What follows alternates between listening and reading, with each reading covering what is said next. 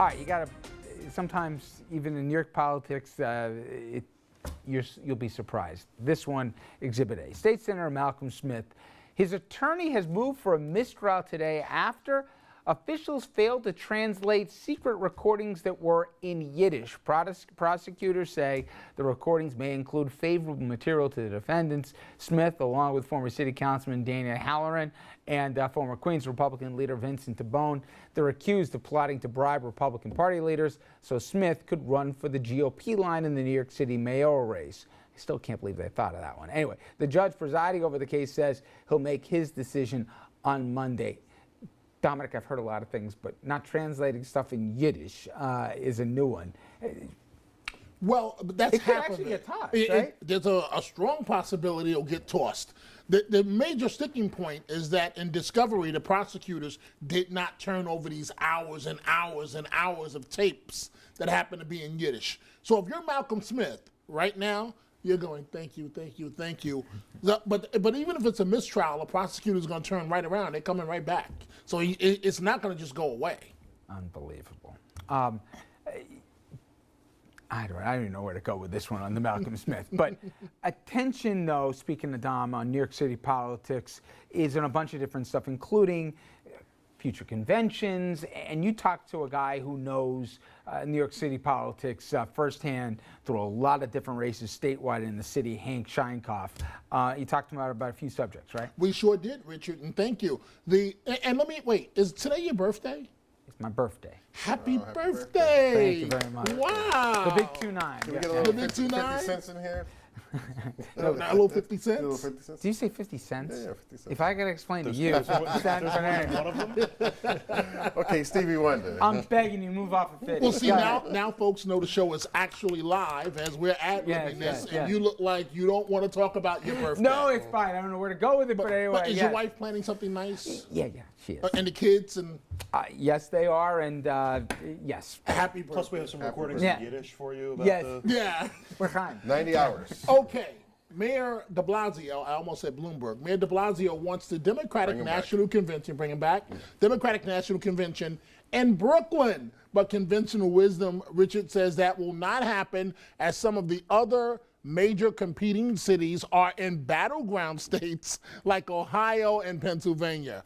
This while that Rangel congressional race is being watched all the way to the nation's capital. Will the dean of the New York congressional delegation, Congressman Charles Rangel, get one more term, or will voters in that Manhattan Bronx district make history and elect the first Dominican American to Congress? You should vote for Barack Obama and Joe Biden. Hank, do you believe the Democratic Convention is coming to Brooklyn? And is it a good idea? Well, look, it's not the worst idea, will it? Probably better off in Chicago. Why? The route to the presidency is bounded by two very important arguments. You need Southern Protestants and Northern Catholics to win, and you need to win those Catholics in the Midwest. Very simple. Where are the Catholics? In the heartland. They're not in Brooklyn, but Brooklyn does represent something more important. It represents the bonding of the Clinton wing and the de Blasio wings of the Democratic Party, progressives and centrists, and it's the most diverse place in America. And furthermore, there are more Democrats in Kings County than any place else in the United States. American companies must act like American companies again, exporting products, not jobs. In 1992, you know, it was the jumping off stone for Bill Clinton, that is New York City. But a few short months later, the Democratic mayor of New York City lost, David Dinkins, and it started 20 years of control for Republicans of City Hall. Look, do I think the convention might have an impact on local politics? Sure. Do I think the convention here would have a great impact on the local economy? Better. Would that help the mayor? You bet. Okay, well, you mentioned the mayor, so let me ask you this question as it relates to de Blasio. Has he made it past the learning curve yet? No one makes it past the learning curve for the first year, so don't blame Mayor de Blasio because he can't get there fast enough. Has he not made some appointments that he should have made? A lot of people feel that way, but you know what? Very complex place, complex region. He's now a major player. He's never been the mayor before. It takes time. I fully appreciate how hard life is for so many Americans today. Hillary Clinton was not far from here. 100 reporters credentialed for the start of her book tour, and she didn't take a single question. Is she in all likelihood the Democratic nominee? What is her odds at becoming the president of the United States? Anything can happen in politics. 5 minutes in politics, 20 years in anything else. Is she the nominee? Who knows what's going to be in 2016? We got a long way to go. He says that we should not be critical of each other. Then he comes back and gives me a shot, and I just want to prove that the record is against them. That's all. What New York State primaries are you paying attention to? Right now, the one to pay attention to is Senator Espaillat versus incumbent long-term Congressman Charles Rangel, the dean of the New York delegation, right here in New York City. Will have an impact on the region because either it will indicate the rising again of ethnic politics with the election of the first Dominican, Adriana Espaillat, to the U.S. Congress, or we'll learn again that ethnic politics are not necessarily the total desire. Talk to Mayor de Blasio about that one. Polling shows that Mr. Rangel is a little ahead. Mr. Rangel will win or lose this for two reasons. One, turnout in his own native portion of the district. And number two, the southern portion of the Rangel district has a lot of white liberals in it. Question is, will the endorsement of someone like Scott Stringer and help and turn out a vote for Espaillat and making him the new progressive? That's not impossible either. So those two factors in play. Charlie turns out his troops. The people in the southern portion don't turn out. Charlie wins. Go you one better. The other thing to think about is that voters tend to vote habitually. The last time we had a June election was 2 years ago in New York State. The one before that, in New York City, rather, was in 1973. So voters are not used to voting in June. Who's going to turn out? Those who like Charlie Rangel the best and have the most investment in him, and those who want to see Adriana Espaillat win with intensity.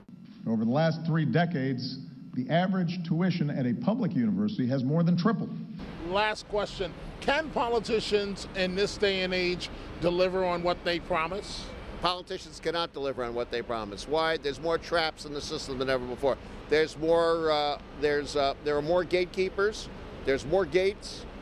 There's less deal making to go on because everybody's afraid of everything. We have government by do nothing because people are afraid to do anything.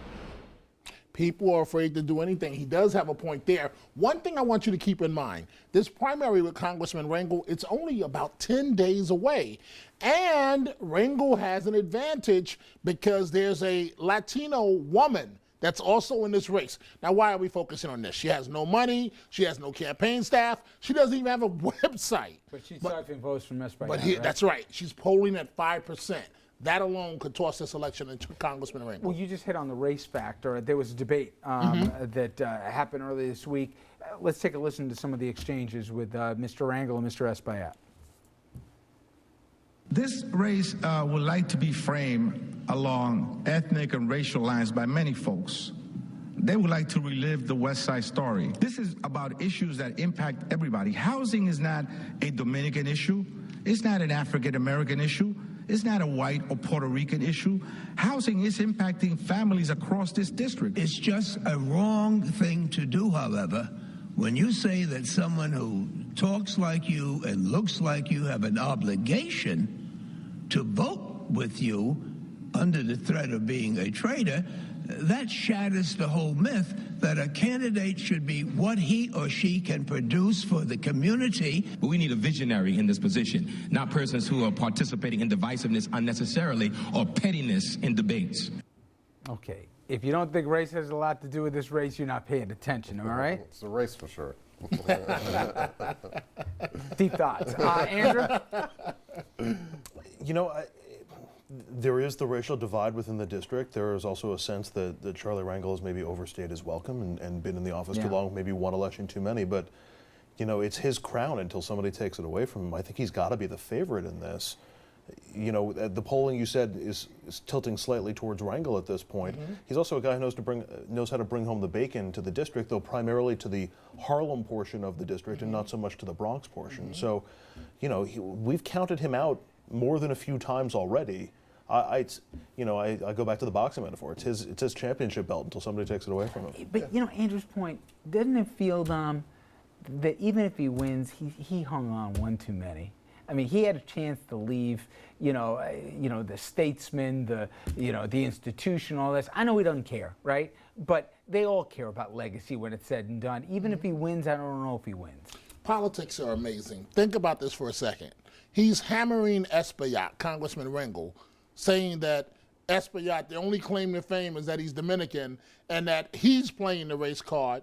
Well, when Congressman Rangel beat legendary Adam Clayton Powell, what was his number one? He had two issues, age, and he told people to support him consistently throughout the years. For what major reason? Vote. That's right. Yeah. Vote for somebody that looks like you. And so now he's got the nerve to tell the other guy that he's playing the race card. And he's not too old. You know, we're not hearing in this race though any significant issue differences between the two candidates. I mean, it doesn't seem like they're that far apart on issues. So that's the problem. You have to make a case of why the person you should fire Congressman Rangel and why you should be the councilman. I think Espaillat hasn't done a good job in making the case. He hasn't done a good job at building coalitions, which you should have learned from last time how important that is. Fundraising, get his name recognition up. There's a lot of things that Espaillat didn't do, and I think Rangel ultimately wins this because Espaillat, for lack of a better word, just didn't put together a good campaign. You know, Richard, I always feel bad when Dominic on a Friday doesn't have a big smile on his face, and his favorite guy, Chris Christie, he's going to get to see him dance, and he's going to, he's going to be a sprinkler. There's going to be a bunch of stuff going in there, groceries, the whole thing. You'll get to see that. And also, big story today in our region: a plane crash with a very notable pilot in Westchester County, and our news folks were the first in the scene today. We're going to have that as well. That's all straight ahead. Stay with us.